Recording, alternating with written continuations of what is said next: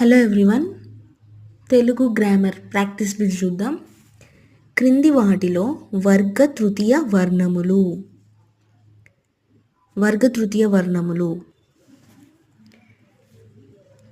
ఇక్కడ చూడండి, ఇవి పరుషములు. ఇక్కడి నుంచి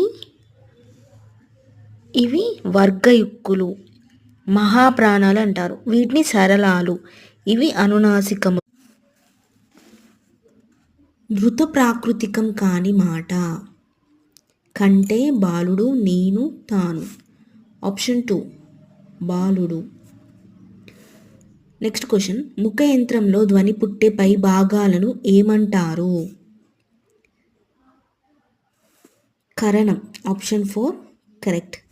ఏ ఏ ఓ ఓ లను ఏమంటారు? వక్రములు, వక్రతములు,